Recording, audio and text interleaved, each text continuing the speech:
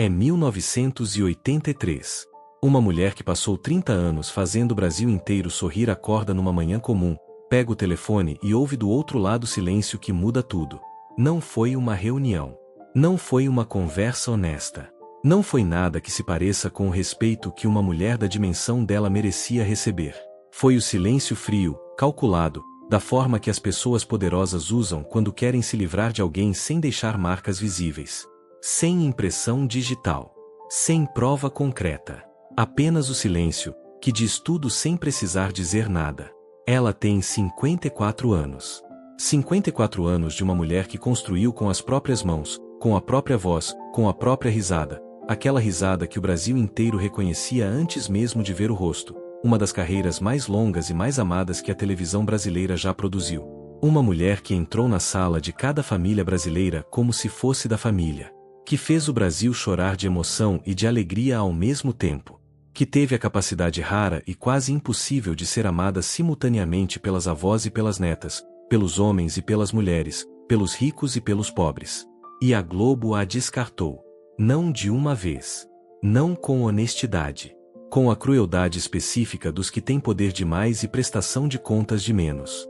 Com a crueldade de quem sabe que pode fazer qualquer coisa e ninguém vai exigir explicação pública.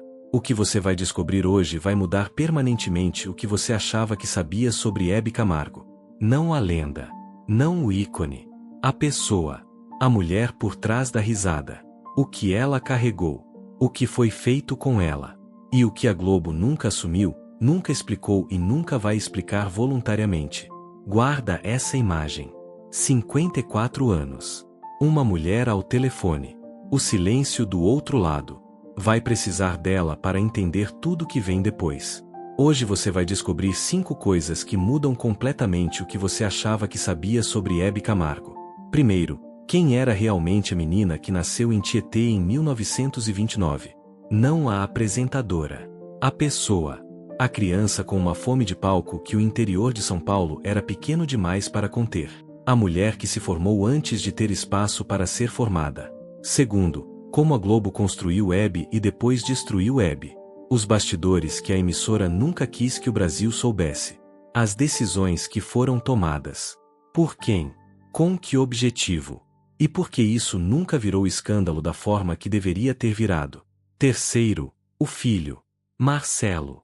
A história mais dolorosa e mais silenciada da vida de Hebe Camargo. O que ela carregou. O que ela nunca conseguiu dizer de forma completa. E o preço que uma mãe paga quando o filho cresce à sombra de um nome maior do que qualquer pessoa consegue habitar com conforto. Quarto, os homens. O casamento. As escolhas. O que Hebe buscou na vida pessoal e o que ela encontrou.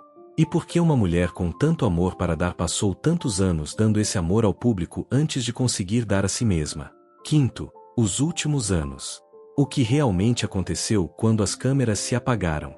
Quem estava lá? Quem não estava? O que ela disse e o que ficou por dizer. E o silêncio final que o Brasil ainda não terminou de processar. Vou te avisar quando chegar cada revelação. Se você sair antes do final, vai perder o que nunca foi dito de forma completa sobre a mulher mais querida da televisão brasileira. Hebe de Camargo Espanhol nasceu em 9 de março de 1929 em Tietê, uma cidade do interior de São Paulo que nos anos 30 era exatamente o tipo de lugar onde meninas com talento extraordinário nasciam para não ser vistas. O pai, Henrique de Camargo, era músico. Um músico de interior, o tipo que toca em festas e bailes e missas e eventos locais, que tem talento suficiente para saber que o talento sozinho não paga as contas. A mãe, Adélia Espanhol, cuidava da casa e dos filhos da forma que as mães daquela geração cuidavam. Com dedicação total e com a sabedoria prática de quem sabe que o mundo não vai se adaptar para os filhos, então os filhos precisam aprender a se adaptar ao mundo. Hebe cresceu ouvindo música. Não como entretenimento. Como linguagem. Como a forma normal e natural de se comunicar que existe em algumas famílias onde o talento musical é uma herança que passa de geração em geração de um jeito que a genética ainda não consegue explicar completamente. Com 6 anos cantou em público pela primeira vez. Não porque alguém a forçou. Porque ela não conseguia não cantar. Havia nas apresentações da menina Hebe algo que quem via não conseguia descrever com precisão mas que todo mundo reconhecia. Não era só a voz, que era bonita mas que ainda tinha a fragilidade de uma voz de criança em formação. Era outra coisa. Era a forma como ela habitava o espaço quando estava cantando. A forma como olhava para as pessoas na plateia como se estivesse tendo uma conversa íntima com cada uma delas ao mesmo tempo.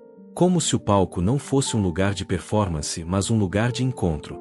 Um lugar onde ela dizia: eu estou aqui, você está aí, e por esse momento que estamos juntos, vamos ser exatamente o que precisamos ser um para o outro. Essa capacidade não se aprende. Não se treina. Está lá ou não está. E em Hebe, estava desde os 6 anos, num palco improvisado numa festa de interior do estado de São Paulo, aos 30 anos do século XX. Com 8 anos já se apresentava regularmente em eventos da cidade. Com 10, qualquer músico experiente que a ouvia entendia que estava diante de algo que excedia em muito o que Tietê podia oferecer. E aqui está algo que a história oficial de Hebe às vezes apaga, porque a história oficial prefere as narrativas limpas às narrativas verdadeiras. Hebe não tinha uma infância fácil. Não era uma menina privilegiada que descobriu o talento como um presente. Era uma criança de uma família de recursos modestos, no interior do Brasil que nos anos 30 e 40 tinha para as mulheres um caminho muito bem definido: crescer, casar, cuidar da casa, cuidar dos filhos. Hebe olhou para esse caminho e escolheu outro. Não foi uma decisão corajosa no sentido romântico que a palavra coragem às vezes tem. Foi uma necessidade.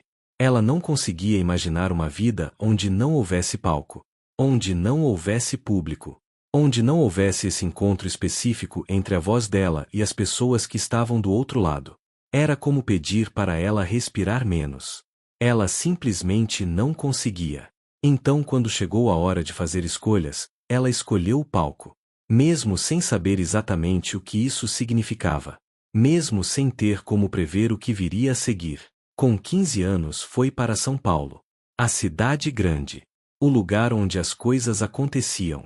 Onde os estúdios de rádio ficavam. Onde a música brasileira dos anos 40 estava encontrando seu som. Chegou sem contatos. Sem dinheiro suficiente. Sem ninguém que a conhecesse. Com a voz e com aquela presença que não dependia de introdução. O rádio veio primeiro. Na década de 40, o rádio era o que a televisão seria nas décadas seguintes, o centro da vida cultural brasileira. O lugar onde as estrelas nasciam. Onde as vozes se tornavam nomes. Onde uma menina do interior de São Paulo podia se tornar algo que nenhuma cidade pequena tinha espaço para conter. Hebe entrou no rádio pela porta que estava disponível para ela, cantando em programas de calouros, em estações pequenas, em horários que ninguém queria. Não havia atalho. Havia trabalho. Havia disposição de aparecer todos os dias, de cantar bem todos os dias, de convencer um público novo a cada vez que aquela voz merecia a atenção deles. E foi convencendo. Primeiro os produtores de rádio que a viram nas audições. Depois os diretores das emissoras que a ouviram e entenderam que havia ali algo que não se encontra em toda audição. Depois o público, que é o único juiz que realmente importa e que nunca mente sobre o que sente. Na Rádio Nacional de São Paulo, nos anos 50, Hebe Camargo começou a se tornar um nome que as pessoas conheciam antes de ver o rosto. A voz chegava antes. A personalidade chegava antes. Aquele jeito específico de se comunicar que misturava calor e irreverência, profundidade e leveza, a capacidade de ser ao mesmo tempo completamente profissional e completamente humana. E então chegou a televisão. Em 1952, a televisão brasileira tinha apenas 2 anos de existência. Era uma novidade que o país ainda estava aprendendo a usar. Os formatos eram experimentais. As estrelas do rádio migravam para as telas e nem todas conseguiam fazer a transição, porque rádio e televisão são linguagens diferentes que exigem habilidades diferentes. Hebe fez a transição como se a televisão tivesse sido inventada para ela. Porque havia algo na câmera que não captura todo mundo da mesma forma. Há pessoas que a câmera ama. Pessoas que diante da lente se tornam algo que vai além do que são no cotidiano. Não maior. Não mais falso. Mais real, de um jeito específico que a tecnologia amplifica em vez de distorcer. Hebe era uma dessas pessoas. Quando ela olhava para a câmera, quem estava do outro lado sentia que ela estava olhando diretamente para ele. Não para o público em geral. Para ele, especificamente. Para aquela pessoa que estava sentada na sala ou na cozinha ou no quarto, com os problemas dela e os dias difíceis dela e as saudades dela, e que por aquelas horas tinha Abby do outro lado do vidro dizendo: eu estou aqui, eu te vejo, e tudo bem. Esse dom é raro. É mais raro do que a voz bonita. Mais raro do que a técnica apurada. Mais raro do que a beleza ou o carisma no sentido comum da palavra. É a capacidade de criar conexão real através de um aparelho de transmissão de imagens. E Abby tinha isso de uma forma que o Brasil inteiro reconheceu imediatamente. Os programas vieram. A audiência veio. Os prêmios vieram. E com tudo isso veio o reconhecimento que transforma um nome em algo maior do que um nome. Veio a instituição. Hebe Camargo deixou de ser apenas uma apresentadora e se tornou parte da identidade do Brasil. Uma presença que as pessoas incorporavam à própria vida de uma forma que não é fácil de explicar para quem não viveu aquela época, mas que qualquer brasileiro de certa geração entende imediatamente quando ouve o nome dela. E foi exatamente nesse ponto, no ponto mais alto, no momento em que ela era mais Hebe do que nunca tinha sido, no ponto em que parecia que a parceria entre ela e o Brasil era uma das poucas coisas estáveis num país que nunca foi estável, que a Globo fez o que fez. Atenção! Primeira revelação. Para entender o que a Globo fez com Hebe Camargo, você precisa entender o que a Globo era nos anos 70 e 80. Não a emissora que você conhece hoje. A emissora daquele momento específico da história brasileira. A Globo dos anos 70 e 80 era um poder. Não uma emissora de televisão que tinha poder. Um poder em si mesma. Com relacionamentos com o governo militar que lhe davam uma proteção que nenhuma outra emissora tinha. Com um modelo de produção que havia importado das emissoras americanas e adaptado para a realidade brasileira de uma forma que os concorrentes levaram décadas para tentar imitar sem nunca conseguir completamente. Com uma capacidade de controlar narrativas, de construir e destruir carreiras, de decidir o que o Brasil via e o que o Brasil não via, que era sem precedente na história das comunicações deste país. Nesse contexto, Hebe Camargo era um problema. Não porque não tivesse talento. Pelo contrário. Porque tinha talento demais. Presença demais. Autonomia demais. Era uma mulher que sabia exatamente o que era, que conhecia o valor do que fazia, que não precisava da validação dos executivos da emissora para saber que o que ela entregava era extraordinário. E na Globo daquela época, esse tipo de confiança em si mesma era interpretado de uma forma muito específica, como ameaça. A Globo queria apresentadores que dependessem da emissora. Que soubessem que sem a Globo não eram nada. Que agradecessem a oportunidade de estar nas telas. Que negociassem de uma posição de fraqueza, não de força. Que aceitassem as condições que a emissora impunha sem questionar, sem negociar, sem fazer a pergunta que a emissora não queria responder. Quanto eu valho realmente? Hebe sabia quanto valia. E não tinha medo de saber. O que aconteceu a seguir foi um processo que pessoas próximas à apresentadora descreveram ao longo dos anos com palavras que, colocadas lado a lado, formam um retrato inequívoco do que foi feito. Começou com as sutilezas. As mensagens que não eram ditas diretamente mas que chegavam com clareza para quem sabia como a Globo funcionava. O horário do programa que começou a ser negociado de forma diferente. As reuniões que foram sendo adiadas, remarcadas, canceladas. Os recursos de produção que começaram a chegar com mais dificuldade e em menor quantidade. Os executivos que antes atendiam prontamente e que começaram a demorar para retornar ligações. Cada uma dessas coisas, isolada, podia ter uma explicação razoável. Uma questão de agenda. Uma dificuldade orçamentária pontual. Um período de reorganização interna. Mas quem estava próximo de Hebe sabia que não era isso. Sabia que era um recado sendo dado da forma que a Globo dava recados quando não queria que o recado aparecesse em nenhuma ata de reunião. E Hebe sabia também. Ela tinha 50 e poucos anos. Tinha mais de 3 décadas de televisão brasileira. Tinha visto emissoras nascerem e morrerem. Tinha sobrevivido a mais de um período de crise. Tinha a inteligência específica das pessoas que passaram a vida lendo ambientes profissionais complexos e que aprendem, mesmo que nunca verbalizem completamente, a identificar quando o chão está cedendo sob os pés.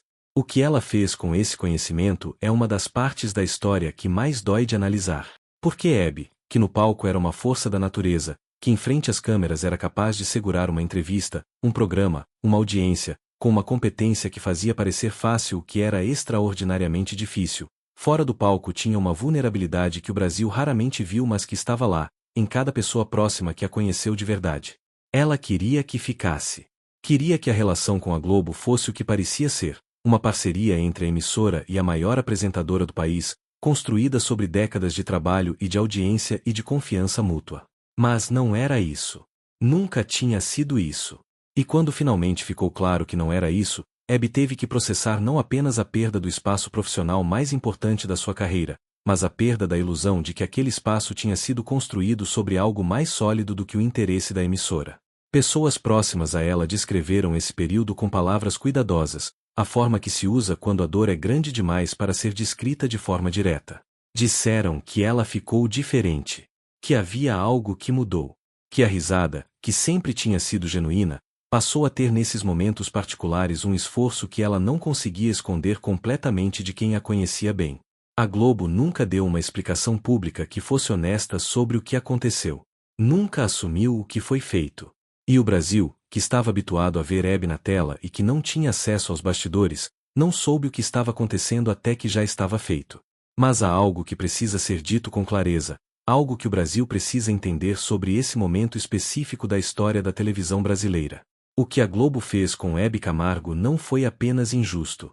Foi o reflexo de uma cultura institucional que via as mulheres, especialmente as mulheres de mais de 50 anos, como recursos descartáveis. Que calculava o valor de uma apresentadora pela audiência do trimestre, não pelo que ela havia construído ao longo de décadas. Que não tinha nenhum mecanismo de gratidão, nenhuma estrutura de reconhecimento, nenhuma capacidade de olhar para o que Hebe tinha feito por aquela emissora e dizer: isso merece mais do que estamos oferecendo. A Globo era, e em muitos aspectos ainda é, uma emissora que não pede desculpa, que não olha para trás, que não admite o que fez quando o que fez foi errado. E Hebe saiu pela porta que estava disponível.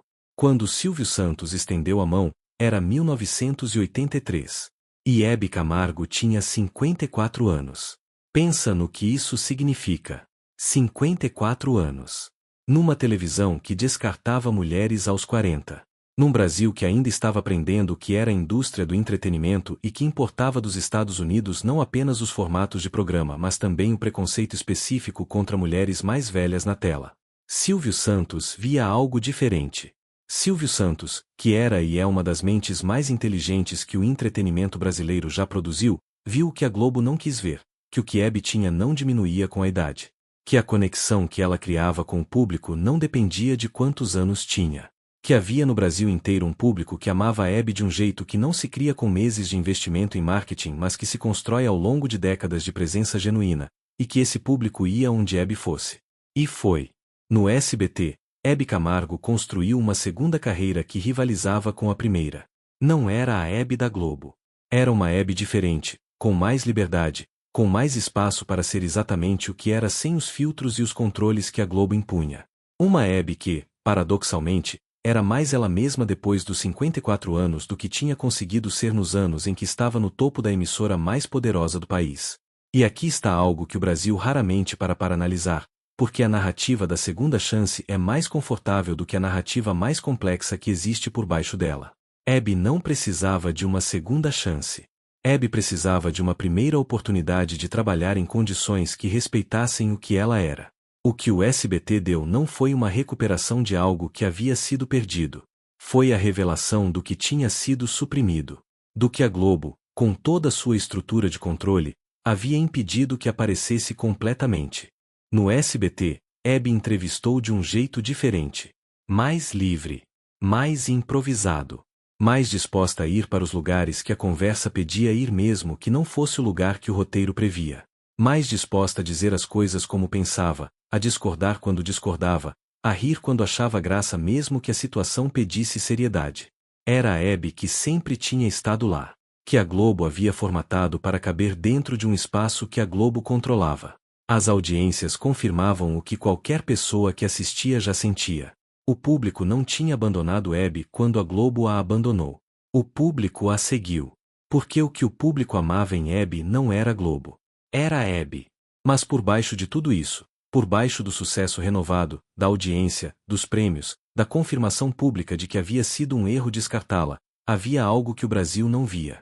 Havia a mulher que acordava de manhã e carregava o peso de tudo o que tinha acontecido.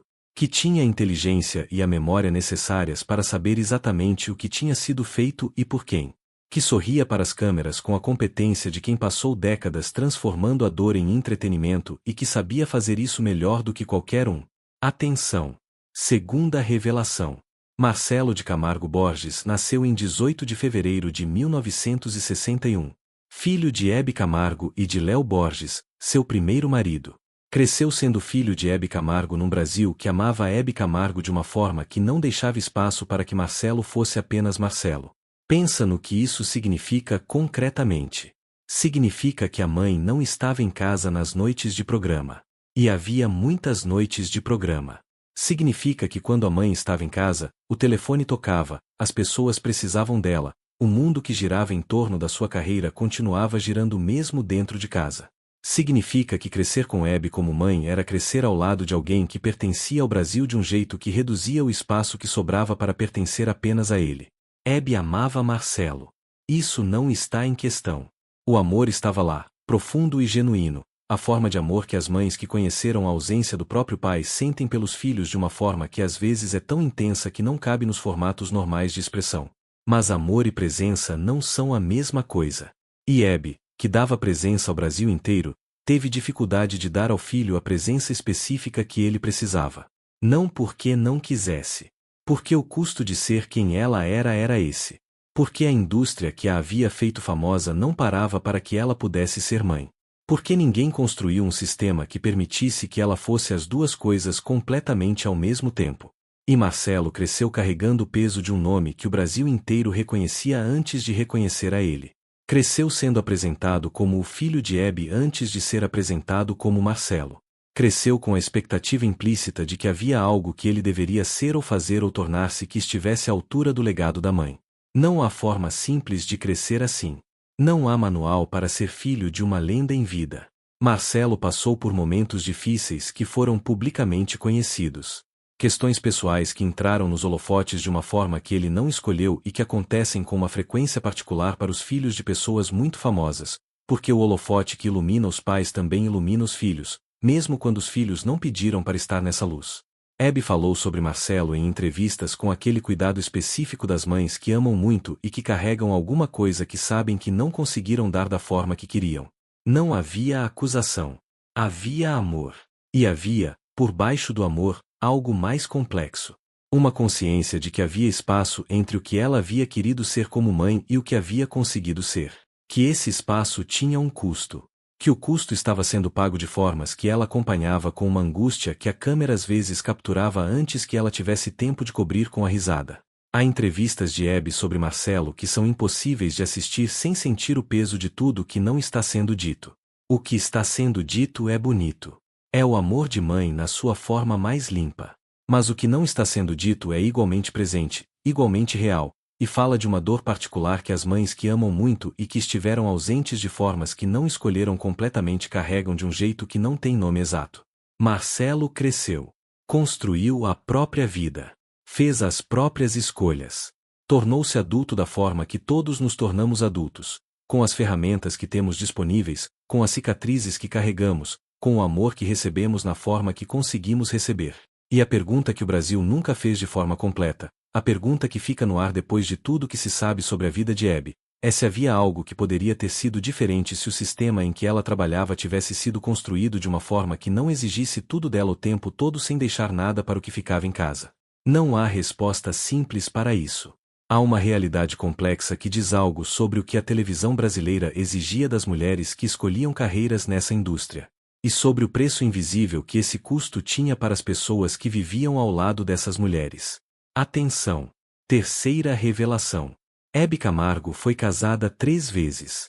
E essa sequência, 3 casamentos, 3 separações, 3 tentativas de construir algo que durasse, diz algo sobre Hebe que o Brasil raramente analisou com a seriedade que merecia. O primeiro casamento foi com Léo Borges, o pai de Marcelo.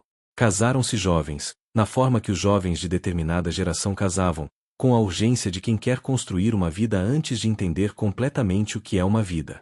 A separação veio. Veio a forma que as separações sempre vêm quando 2 pessoas crescem em direções que o casamento não consegue conter. O segundo casamento foi com Cunha Lima. Durou mais. Mas durou na forma que às vezes duram os casamentos que têm mais inércia do que conexão real, mantido pela dificuldade da separação mais do que pelo desejo do encontro. E então veio Edu Camargo. O terceiro. O que o Brasil viu como o amor da vida dela.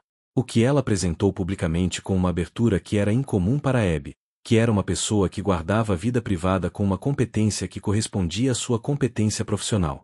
Com Edu Camargo, Hebe tinha 63 anos. Ele tinha 35. A diferença de idade era de quase 3 décadas. O Brasil reagiu com a mistura de admiração e julgamento que o Brasil sempre tem quando uma mulher de certa idade escolhe um homem mais jovem. Com a hipocrisia particular de uma sociedade que aceita sem comentário o homem de 60 anos com a mulher de 30 e que encontra necessidade de comentar extensamente quando a situação se inverte. Hebe não se importou. Ou se importou e não deixou que isso mudasse nada. Que era, no fundo, a postura que Hebe tinha adotado a vida inteira diante do julgamento dos outros. Fazer o que tinha que ser feito. Ser o que precisava ser. E deixar que o mundo processasse no próprio ritmo. Com Edu, Hebe foi feliz de uma forma que as pessoas próximas a ela descreveram como diferente. Não a felicidade performática da câmera, que ela dominava com uma competência de décadas. A outra. A que aparecia nos momentos em que ela não estava percebendo que estava sendo observada. A que estava no jeito que ela falava sobre ele quando não havia necessidade de falar bem para consumo público. A que estava no relaxamento específico de quem finalmente encontrou, em algum nível que não precisa ser completamente racional, um lugar onde é possível ser exatamente o que é. Mas havia também a solidão. Não a solidão que vem da ausência das pessoas. A solidão mais particular que vem de carregar uma vida inteira de coisas que não foram ditas, de espaços que não foram preenchidos da forma que precisavam ser preenchidos, de perguntas que ficaram sem resposta e que, depois de determinada idade, você sabe que provavelmente vão continuar sem resposta. Hebe era uma mulher que havia dado ao Brasil tudo o que tinha. Que havia transformado em entretenimento público coisas que deveriam ter sido guardadas para o espaço privado. Que havia sorrido quando estava com dor. Que havia feito o Brasil rir em momentos em que ela mesma precisava de alguém que a fizesse sentir que estava bem. Essa é uma das formas mais comuns de solidão que existe, e uma das mais invisíveis. A solidão de quem é tão bom em cuidar dos outros que os outros raramente percebem que ele também precisa de cuidado. A solidão de quem transformou a força em identidade tão completamente que a fraqueza não tem lugar para aparecer sem parecer uma traição de si mesmo. Hebe viveu essa solidão de formas que o Brasil viu às vezes nas beiradas, nas margens, nos momentos em que a câmera pegava algo que ela não havia planejado mostrar. Mas o Brasil não sabia muito bem o que estava vendo. E Hebe não estava disposta a explicar. Nos últimos anos, havia algo diferente em Hebe. Não nas telas.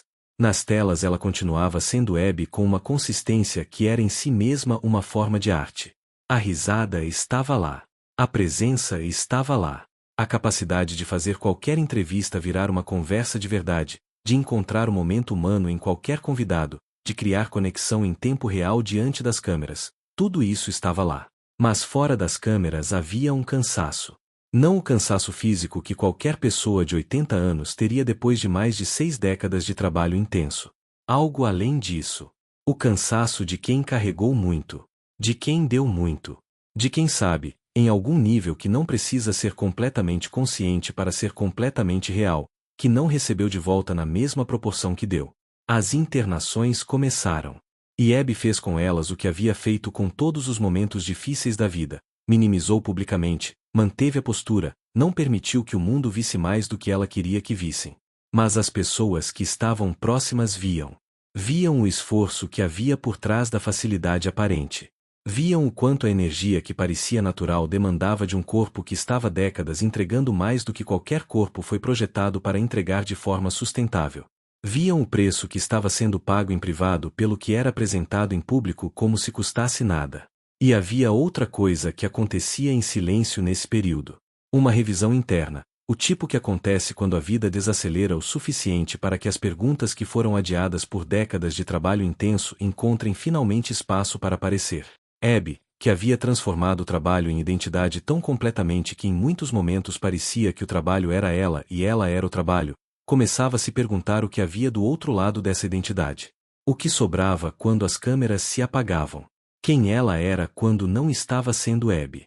Para a maioria das pessoas, essas perguntas aparecem mais cedo.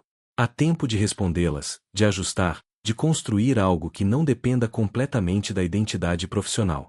Para Abby, que havia dedicado a vida a uma carreira que não tinha horário de início e fim, que havia confundido palco e vida com uma completude que ela mesma não havia escolhido completamente, mas que havia acontecido assim, essas perguntas chegavam tarde. E chegavam com a intensidade das coisas que foram adiadas por muito tempo. Atenção! Quarta revelação. Em setembro de 2012, Abby Camargo morreu. Tinha 83 anos. Tinha sido, por mais de 6 décadas, a apresentadora mais amada do Brasil.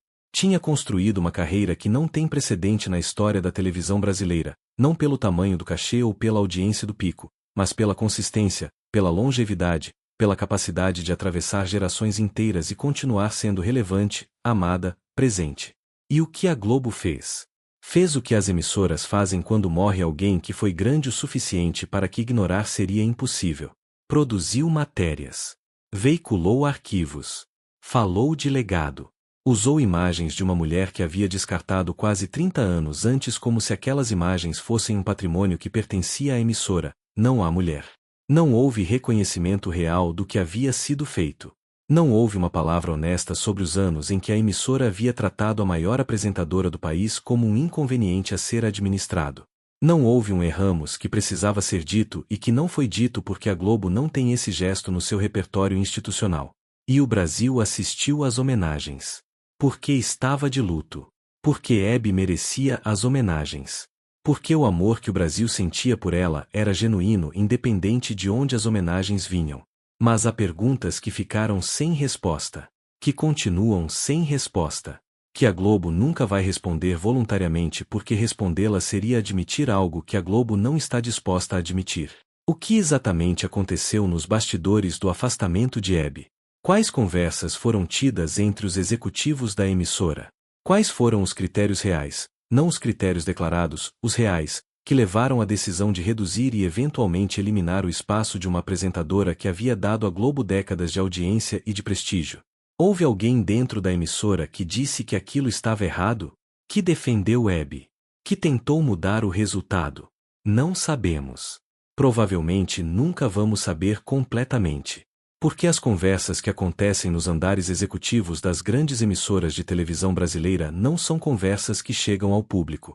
São conversas que ficam onde ficaram, em salas fechadas, em memórias de pessoas que em sua maioria já morreram ou que têm razões suficientes para não falar. O que sabemos é o resultado. Uma mulher que havia construído uma carreira extraordinária foi descartada no momento em que a emissora decidiu que ela não servia mais para o projeto que a emissora tinha para si mesma. Sem cerimônia. Sem reconhecimento adequado. Sem a honestidade mínima que ela merecia. E o Brasil nunca processou isso completamente. Porque processar completamente significaria fazer perguntas que o Brasil não está acostumado a fazer sobre as suas instituições de comunicação. Significaria questionar o poder que essas instituições têm. Significaria exigir uma prestação de contas que nunca foi exigida da forma que precisaria ser. Atenção! Quinta revelação. Há uma coisa sobre Abby Camargo que o Brasil raramente disse de forma direta, talvez porque seja a coisa mais difícil de dizer sobre alguém que passou a vida inteira fazendo o Brasil sorrir. Abby Camargo carregou coisas pesadas. Muito pesadas. Durante muito tempo. Sem que o Brasil soubesse, sem que o Brasil perguntasse, sem que o Brasil tivesse os instrumentos para reconhecer o que estava sendo carregado porque o que estava sendo carregado estava coberto pela risada, pela leveza, pela presença que parecia não ter custo. Carregou a memória do que a Globo havia feito. Não da forma raivosa que às vezes imaginamos quando pensamos em injustiça. Da forma mais complicada, com a consciência de que havia sido descartada por algo que havia construído, de que o trabalho de décadas havia contado menos do que a conveniência de um momento, de que o sistema em que havia construído a carreira não tinha em si mesmo a capacidade de reconhecer o que ela havia dado a ele. Carregou a relação com Marcelo. Com tudo que havia de amor e com tudo que havia de espaço que o amor não havia conseguido preencher. Com a consciência, que as mães inteligentes têm e que raramente verbalizam completamente, de que havia coisas que poderiam ter sido diferentes e que não foram e que o resultado dessas coisas estava numa pessoa viva que ela amava mais do que qualquer outra coisa no mundo. Carregou a solidão particular das pessoas que são amadas em público de uma forma tão intensa que o amor privado tem dificuldade de encontrar o seu espaço. Que são presença constante nas vidas das outras pessoas, mas que às vezes ficam esperando que alguém seja presença constante na delas. Carregou o cansaço de décadas de trabalho que não tinha horário de encerrar. O cansaço de ser forte quando o que queria era não ser forte. O cansaço de transformar em sorriso coisas que não mereciam sorriso. E carregou tudo isso com uma dignidade que era ela própria uma forma de arte. Sem reclamações públicas que não lhe trariam nada. Sem revelações que servissem apenas para fazer os outros se sentirem mal. Com a postura de quem entendeu que a única coisa que controlamos é como respondemos ao que nos acontece, não o que nos acontece. Isso é mais difícil do que parece. É muito mais difícil do que parece. Pensa em tudo que acabas de ouvir. Uma menina nasce em Tietê em 1929 com uma voz e uma presença que o interior de São Paulo é pequeno demais para conter. Passa a vida inteira fazendo o Brasil sorrir. É descartada pela maior emissora do país no momento em que não cabe mais nos planos dela. Constrói uma segunda carreira que prova que o erro havia sido da emissora, não dela. Ama um filho da melhor forma que consegue amar, que não é a forma que o filho precisava, mas que é a forma que estava disponível dentro da vida que ela tinha construído ou que havia sido construída para ela. Encontra o amor quando já tem 63 anos. Morre aos 83 com o Brasil inteiro em luto genuíno. E a Globo homenageia. Há uma crueldade específica nessa homenagem póstuma que o Brasil nunca nomeou completamente. A crueldade de quem nega o reconhecimento quando ele poderia fazer diferença e o concede quando não há mais ninguém para recebê-lo de verdade. Quando é seguro conceder porque não há mais negociação possível. Porque a pessoa não está mais lá para dizer o que merecia ter dito em vida. Hebe Camargo mereceu mais. Mereceu mais da Globo. Mereceu mais de um sistema de entretenimento que a tratou como recurso em vez de como pessoa. Mereceu mais de um Brasil que a amava de formas que às vezes eram mais performáticas do que reais, que aplaudia o espetáculo sem perguntar o que estava custando a pessoa que o oferecia. Mas há algo que ninguém pode tirar de Hebe. Algo que está além do alcance da Globo, além dos contratos quebrados, além das homenagens tardias, além de qualquer coisa que o sistema possa dar ou retirar. A risada. A presença. A conexão que ela criou com o Brasil durante mais de 6 décadas de telas. Cada pessoa que a viu e sentiu que estava sendo vista. Cada pessoa que riu com ela e sentiu que o dia havia ficado um pouco mais leve. Cada avó que parou o que estava fazendo para assistir ao programa dela. Cada menina que a viu na tela e pensou, uma mulher pode ser isso. Pode ocupar esse espaço. Pode ter essa voz. Pode ser essa presença. Isso não está em nenhum contrato. Não foi gerido por nenhum executivo. Não pertence a nenhuma emissora. Pertence ao Brasil. E o Brasil guarda. Toda vez que uma gravação de Hebe aparece, a risada, o jeito de falar, o olhar direto para a câmera que ainda hoje parece estar olhando diretamente para quem está do outro lado, o Brasil para. Não de tristeza. De reconhecimento. De saudade do tipo que sentimos pelas pessoas que foram únicas de uma forma que não se repete. Que passaram pelo mundo de um jeito que deixou algo que não pode ser apagado mesmo quando a pessoa já não está mais aqui. Hebe Camargo não foi substituída. Não vai ser. Porque não há substituição possível para algo que foi único da forma que ela foi única. E isso que não cabe em nenhum contrato e que nenhuma emissora pode gerenciar, é o legado real. Não é a audiência. Não são os prêmios. Não são as décadas de televisão brasileira. É a risada que o Brasil ainda ouve. É a presença que o Brasil ainda sente. É a mulher que fez o Brasil acreditar, por mais de 60 anos, que havia do outro lado do vidro alguém que se importava de verdade. Ela se importava. Isso nunca esteve em dúvida. Quero que você pense numa coisa antes de eu terminar. Você conhece alguém assim? Alguém que cuida de todo mundo e raramente recebe cuidado de volta? Alguém que transforma em sorriso coisas que não mereceriam sorriso? Alguém que é forte de um jeito que parece não ter custo mas que você sabe, porque você presta atenção, que tem um custo que está sendo pago em silêncio? Se sim, não espera. Não espera que essa pessoa peça de uma forma mais direta. Não espera um momento melhor para conversa difícil. Não espera que os sinais se tornem impossíveis de ignorar. Hebe Camargo passou a vida inteira dando ao Brasil Ao público, às câmeras. Deu a risada. Deu a presença. Deu o tempo. Deu a energia. E o Brasil a amou. Genuinamente. Mas às vezes o amor que é dado em forma de audiência e de aplauso chega de um jeito que não é o mesmo que o amor que chega quando alguém se senta ao lado e pergunta: como você está, de verdade? Pensa nisso. Para as pessoas ao teu redor que podem estar precisando da segunda pergunta. Inscreve-te agora e ativa o sininho. Porque aqui a história não para. Na semana que vem vamos falar de uma mulher que foi ícone de gerações, que fez o Brasil inteiro chorar e sorrir ao mesmo tempo, e que pagou nos bastidores um preço que nunca apareceu nas câmeras. Uma história que o Brasil conhece pela superfície e que vai conhecer de forma completamente diferente depois de assistir ao que vem a seguir. Não perde. Até lá!